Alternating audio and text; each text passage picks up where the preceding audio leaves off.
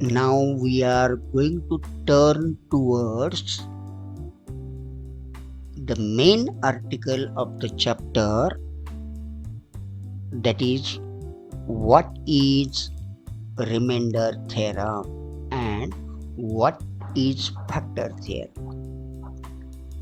If you want to know clearly about the remainder theorem and for what purpose in this chapter we are going to study the remainder theorem, you will come to know about this. But before that, you will have to compulsory know about what is meant by actual division or division. What is meant by actual division? For that, let us take one example. For example, if you want to know about the actual division, then how we carry actual division? We know we carry actual division by this way. I will tell you a very simple example. For example, if I want to divide the 7 by 2 by simple division, or it is called actual division. If you want to divide 7 by 2, then we carry the actual division as 2 3s are 6, and here product of these 2 and 3 we write here, then we subtract it from here 7 and we write result here 7 minus 6 1. This we call it as remainder. And do you know how you express this division? We always express division, simple division, as this is called dividend. So dividend is equal to quotient. What is this? 3. Quotient into divisor. Our divisor is here 2. Divisor plus remainder. Let us check whether it is correct or not. Our dividend is 7. Yes. Quotient is 3. Multiplied by our divisor is 2. Here this 2. Okay. And what is our remainder? Remainder is 1. That is 3 2s are 6 plus 1. What we get? 7. It means result of simple division or actual division we write by this way. Okay. One more thing we will study about the simple division. Here we have divided 7 by 2. But if I will ask you to divide, say, a 6 by 2. Okay. Now here, how you will divide it? In the same manner, 2 3s are 6. What you will get? Answer 0. What you got? This is our remainder. Here we got the remainder 0. Do you know when we get the remainder 0? Here you are able to see that 6 is completely divisible by 2. Here 6 is completely divisible by 2. At that time remainder is always 0. But here your dividend is not completely divisible by 2. Therefore remainder is other than 0. It means, what is our conclusion? Whenever remainder is other than 0, then your given dividend is not completely divisible by 2, or we can say the your divisor is not the complete factor of dividend. And here you can say that 2 is a factor of dividend, because 6 you can write it as 2 multiplied by 3. What are factors of 6? 6 is equal to 2 into 3. Here 2 is complete factor of 6. When you can conclude that this 2 is a factor of this when the remainder is 0. Now this is in case of the simple numbers we have seen, but what we can say about if I will give you say a long polynomial. For example, let us take here a first polynomial. Okay, suppose our first polynomial here, and we will take one more polynomial to check whether our conclusion is correct or not.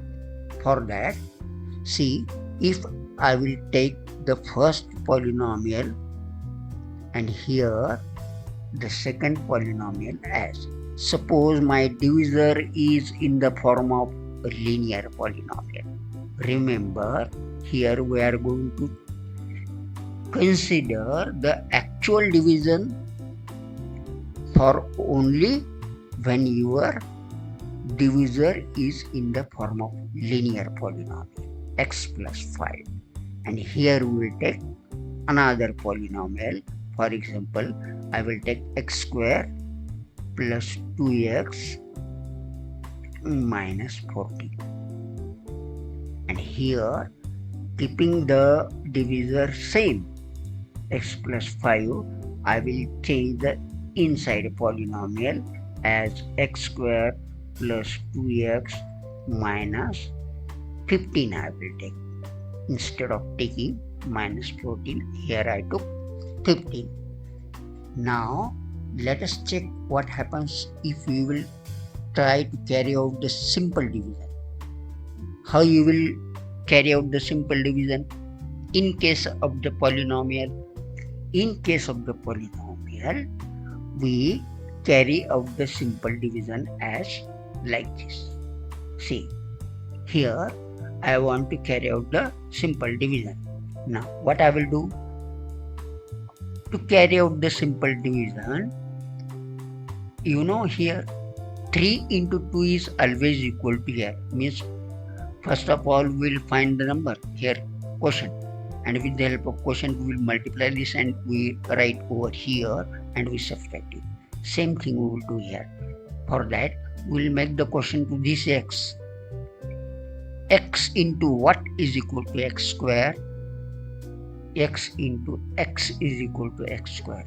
So with the help of this x, I will multiply whole this linear polynomial and will write it down. X into x, I will get x square. X into plus 5, I will get plus 5x. Yes.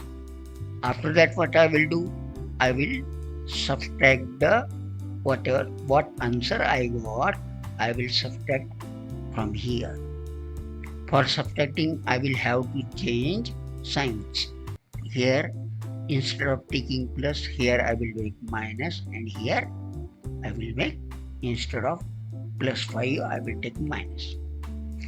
What I will get here? Minus 5 and plus 2x, I will get minus 3x. Got? And from above I will take minus 14. But now here again same thing you will carry out, which here minus 3 is there, minus we have minus 3x. X into what is equal to minus 3x? X into minus 3 is equal to minus 3x. That is minus 3. Again we will multiply over here. Minus 3 into x, it becomes minus 3x. Okay. Minus 3 and plus 5, it becomes minus 5 3s are 15. Again we will carry out the subtraction of this. What we will do here, minus it becomes plus, and here minus it becomes plus. What will happen? This plus 3x and minus 3x gets cancelled, and here what is left? Plus 15 and minus 14. What you can say about plus 15 and minus 40? The answer here you will get 1. Okay, this is your remainder. Let us call it as the remainder number 1. Our remainder number 1 is 1. Now let us see here in case of the second polynomial. Now same thing will carry out over here, and let us see what type of remainder we get over here. Here I will take x. X into x is equal to x square. Then x into plus 5 will be plus 5x. Okay. Then here minus and here minus. After that we will carry out the subtraction of these two. Okay. What I will get then? Here plus and minus x square get cancelled. The left is minus. What is left? The left is minus 3. Minus 3x and minus 15 from above. Again, x into what is equal to minus 3x? Here we write minus 3, and here minus 3 into x minus 3x, minus plus minus 5 3 are 15, and we will change the sign of minus plus and of minus plus, and we subtract from here, and we get it as here plus 3x minus 3x cancel, and here we have plus 15 and minus 15. The final answer here we get 0. This is our remainder. We'll call it as remainder number 2 because this we have obtained from second example. Now for what purpose we are going to do all this? We are going to see what is remainder by actual division. Now here I will tell you one more interesting thing. What happens actually and for what purpose we are going to study this simple and actual division. Do you know what will happen? Here if you see, I will find the value of this polynomial x square plus 2x minus 14.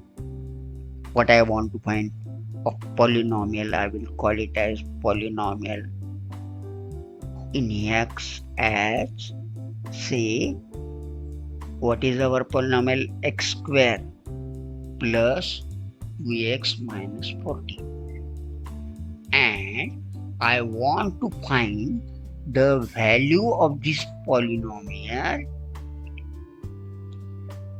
at. How we find the value? We will replace the x by the 0 value of this x plus 5. Do you know what is 0 value of x plus 5? What is 0 of x plus 5 linear polynomial? You have studied already. That is minus 5, which will make whole the value of linear polynomial x plus 5 0. So by replacing here the value of x as minus 5, we will find the value of this polynomial as p. At minus 5 you will get minus 5 square plus 2 into minus 5 minus 40. Here you will get 5 5s are 25 plus 25, and here plus minus 5 is 10, that is equal to minus 14. Here we get 25 minus what? 24, that is equal to 1. Oh, you got the value of polynomial 1. How we got the value of polynomial 1? By replacing the value of x by taking the zero value of divisor, linear polynomial. Okay, and here you can conclude that here you see what interesting thing you are going to see. The value of remainder obtained by the simple division is always equal to the value of polynomial obtained by taking zero value of divisor. Yes, the both are one and same value we get. This is our conclusion. Okay, you have drawn this conclusion, but I will ask you, is it always same, and it is whether it is applicable here only or for any other polynomial? Let us check for the second polynomial, second example, whether same result we get or not. For that, let us check for the second polynomial. Now, our second polynomial is px is equal to x square plus 2x minus 15, and we want to find the value of polynomial at p minus 5. What you will get? Minus 5 square plus 2 into minus 5 minus 15, that is equal to 5 5 are 25. Here plus minus 5 2 are 10 minus 15, that is equal to 25 minus 25, that is equal to 0. It means here value of polynomial is 0 when you will take the zero value of x plus 5. See what you have seen. Again here you can see that remainder by actual division is always equal to value of polynomial. This for to conclude this only we have studied the actual division. For what purpose we have taken the example of this actual division? To conclude that when you will simply actually divide the given polynomial by a linear polynomial, whatever may remainder we get, same type of remainder we get when we will put x is equal to minus 5 in the polynomial. Now, if I will ask you which is easy for you to find out the remainder, if I will say, if take the value of x is equal to minus 5 and find out the remainder, then this is actual division. You will have to carry out this to actual division. It is time consuming phenomenon. It will consume your time. You will take more time. So it is easy to find the value. Yes, is it not? It is easy to find the value instead of carrying out like this actual division. Okay, for that purpose we have studied this example, and this is what your remainder theorem tells you. What is your remainder theorem? What your remainder theorem it tells you?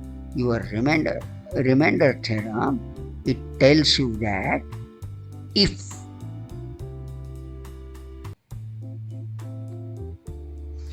px is any polynomial, if px is any polynomial such that having degree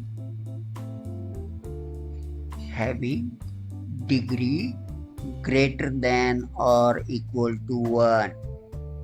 If px is any polynomial having degree greater than or equal to 1 and a be any real number, a be any real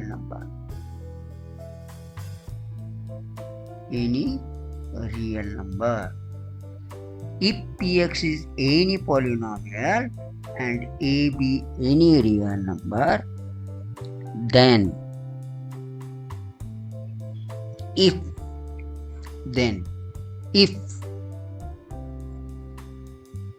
px is divided by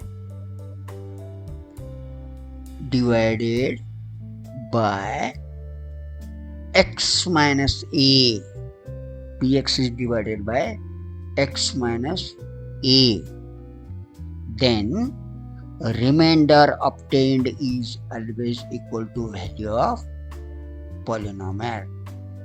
Remainder is always equal to value of polynomial. It means remainder is always equal to PA, where PA is value of polynomial. This is what remainder theorem tells. Again, we will repeat so that you can clearly understand what is meant by remainder theorem. Remainder theorem is telling you that if px is any polynomial, having degree greater than 1. In above example, here you have seen, here this is any polynomial, x square plus 2x minus 14, or here if x square plus 2x minus 15 is any polynomial and a be any number means here 5. Okay, a be any real number, then if px is divided by x minus a, it means if this px is divided by x minus a, then x minus a, okay, then remainder is always equal to value of the polynomial. This is what your remainder theorem actually tells you. Now let us study about our last article of the chapter, that is what is about factor theorem. What is factor theorem? Your factor theorem, it tells you that let px be any polynomial, be like previous only, any polynomial. What type of polynomial? Having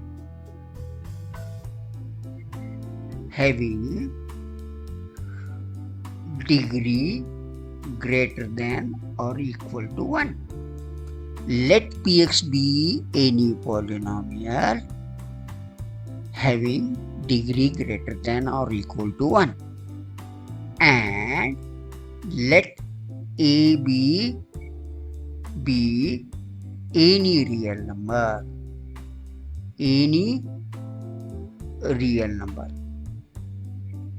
okay.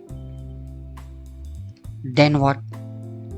Then number 1, conclusion number 1, if px be any polynomial having degree greater than 1, and a be any real number, then conclusion number 1, if if PA is equal to 0, what is mean by PA is equal to 0? If PA is equal to 0 means if value of polynomial is 0, then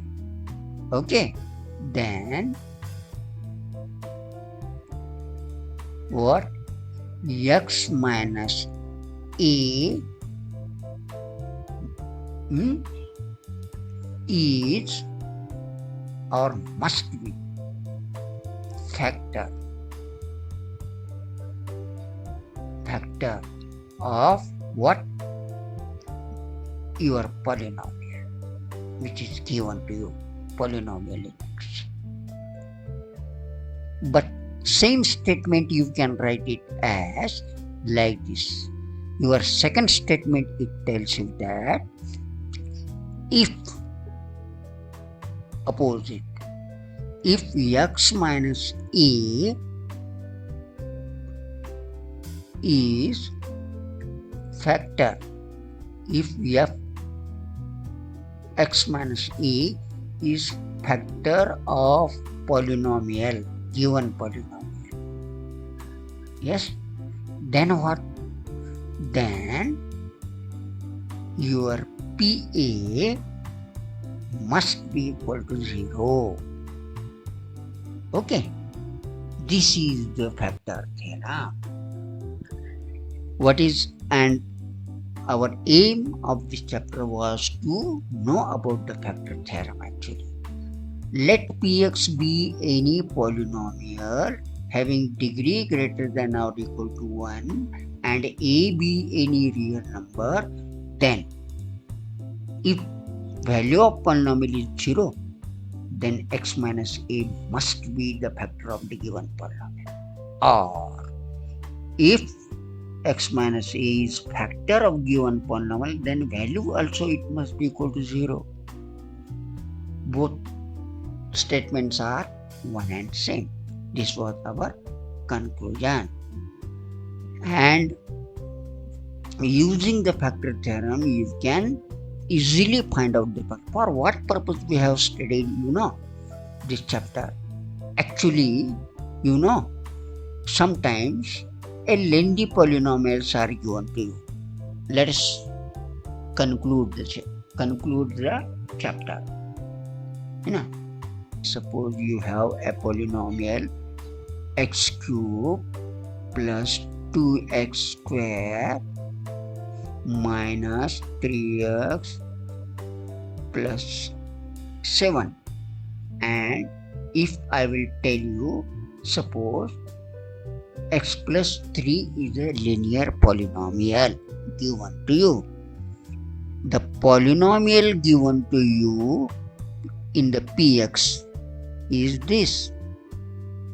Okay, polynomial given to you is this polynomial, and you want to find out whether x plus 3 is a factor of this lengthy polynomial or not. From here you can clearly understand for what purpose we have studied the remainder theorem and factor theorem. It is useful at such time when lengthy polynomial is given to you, then, and if you are asked to find out whether this simple x plus 3 linear polynomial is a factor of this polynomial or not, then what you will do? You will have to carry out the actual division. You will consume the time. You will find out the remainder. If remainder is equal to 0, then you will decide that x plus 3 is a factor of this polynomial. Yes or no? And if in case if you will not get the remainder 0, then what will be the meaning of that? X plus 3 is not factor of this polynomial. And after that, you will have to carry out the another process to find out the exact factor of this polynomial. This is time consuming phenomena. That's why If you want to know x plus 3 is factor of this polynomial or not by simple way, then it is simply you will find out the value method. You will use value method. This was the actual purpose of studying the factor theorem and Remedial theorem. Okay, let us conclude the chapter, and in the next session I will tell you the complicated examples of the chapter.